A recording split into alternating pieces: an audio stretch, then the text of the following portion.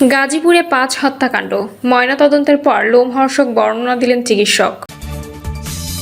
ওসমান হাদি হত্যার বিচার না হওয়া মানে জুলাই হেরে যাওয়া, বলছেন মাসুমা হাদি। মাদকের টাকা না পেয়ে মাকে খুন, বাবা বোনকে ছুরিকাঘাত। বিএনপি গণতন্ত্রের কথা বলে বলে ১৭ বছর রাজনীতি করেছে, এখন ক্ষমতায় বসে গণতন্ত্রকে হত্যা করছে, বলছেন আসিফ মাহমুদ। এবং সর্বশেষ জানাবো, যুদ্ধে ইরানের পাশে আছে চীন, তবে ভিন্ন কৌশলে। ইরানের শক্তি বাড়িয়ে যুক্তরাষ্ট্রকে দুর্বল করছে চীন। দর্শক শুনছিলেন সংবাদ শিরোনাম, এবার জানিয়ে দিব বিস্তারিত সংবাদ। তবে তার আগে অনুরোধ থাকবে ভিডিওটিতে একটি লাইক দিন এবং ভিডিও সম্পর্কে আপনাদের গুরুত্বপূর্ণ মতামত কমেন্ট করে জানিয়ে দিন। গাজীপুরে ৫ হত্যাকাণ্ড, ময়নাতদন্তের পর লোমহর্ষক বর্ণনা দিলেন চিকিৎসক। গাজীপুরের কাপাসিয়ায় স্ত্রী, ৩ সন্তান ও শ্যালককে হত্যার ময়নাতদন্তের রিপোর্ট প্রস্তুত রয়েছে।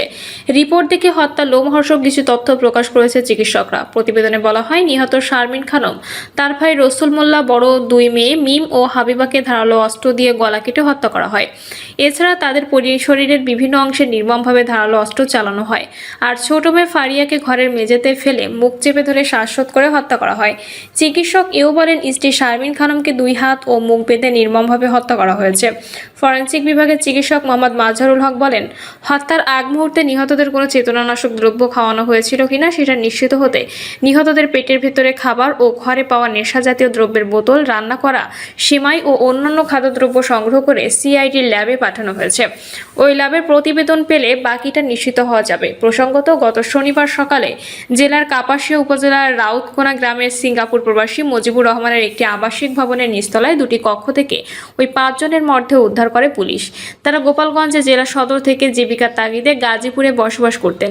দীর্ঘদিনের পারিবারিক কলহের জেরে পরিকল্পিতভাবে স্ত্রী, ৩ কন্যা ও শ্যালককে হত্যা করে অভিযুক্ত ফোরকান মিয়া।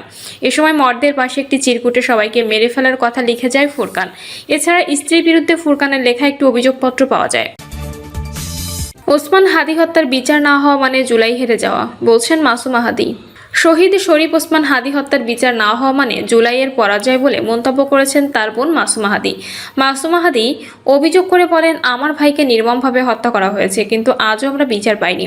যদি এ ঘটনায় বিচার না হয় তাহলে জুলাইয়ের আন্দোলনের চেতনা, ন্যায় বিচার ও জবাবদিহিতে ব্যর্থ হয়ে যাবে।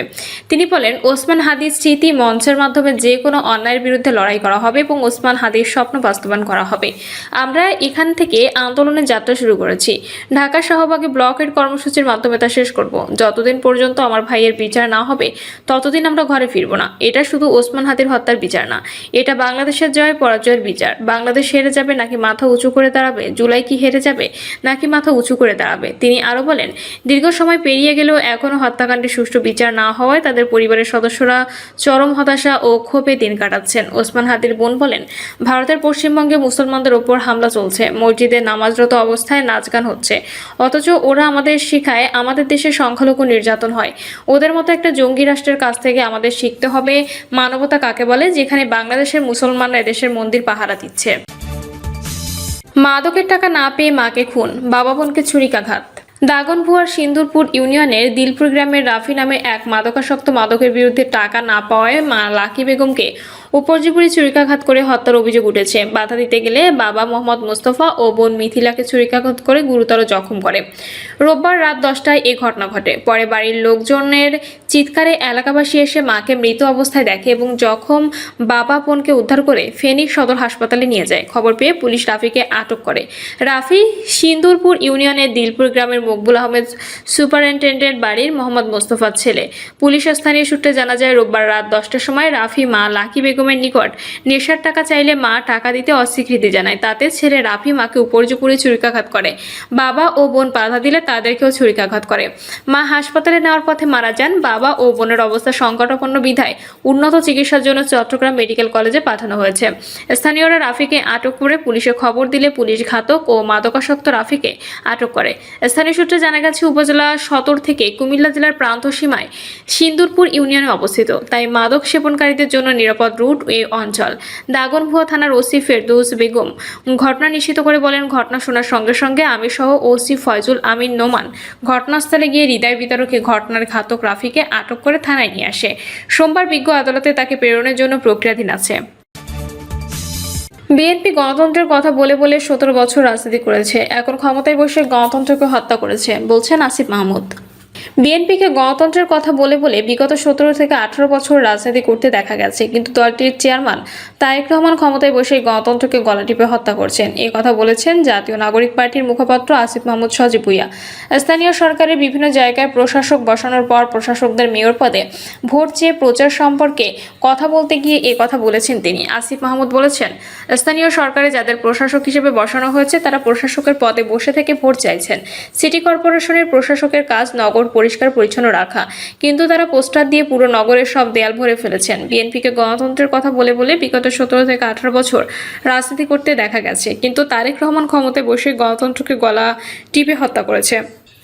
নির্বাচনের নিরপেক্ষতার স্বার্থে আমরা এর আগেও দাবি জানিয়েছি, প্রশাসকের চেয়ারে বসে নির্বাচন করা যাবে না।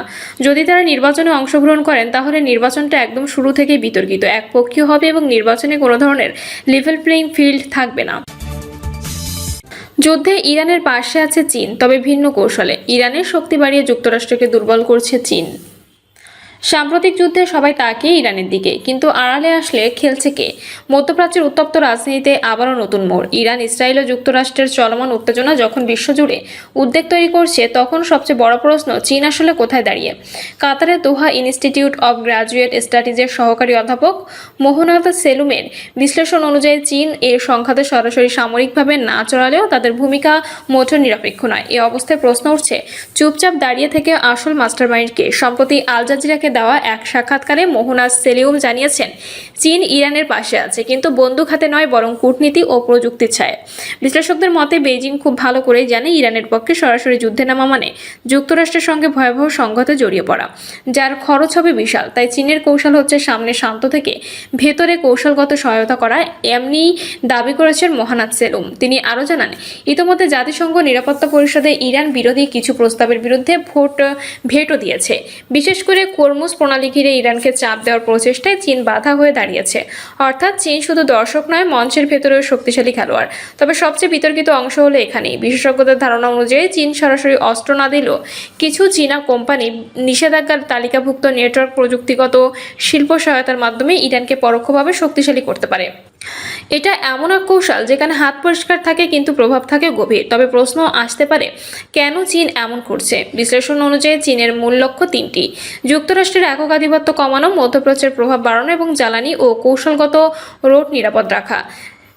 চীন চায় না বিশ্ব এমনভাবে সাজানো হোক যেখানে ওয়াশিংটন একাই সিদ্ধান্ত নেয়। তবে এই ছায়াযুদ্ধ কৌশলে চীনের জন্য সহজ নয়, কারণ একদিকে যুক্তরাষ্ট্রের চাপ, অন্যদিকে নিষেধাজ্ঞার ঝুঁকি। আর মধ্যপ্রাচ্যের জটিল রাজনীতির একটি ভুল হিসাব পুরো কূটনৈতিক ভারসাম্য নষ্ট করতে পারে। চীন কি তবে নতুন ধরনের যুদ্ধ কৌশল নিয়ে খেলছে, যেখানে বন্দুক নয়, কূটনীতি আর প্রযুক্তি মূল অস্ত্র? বিশ্লেষকরা বলছেন এটা সরাসরি যুদ্ধ নয়, কিন্তু এর প্রভাব যুদ্ধের মতোই গভীর। আর সবচেয়ে বড় প্রশ্ন এখনও রয়ে গেছে, চীন কি সত্যিই নিরপেক্ষ নাকি আড়ালের সবচেয়ে বড় খেলোয়াড়?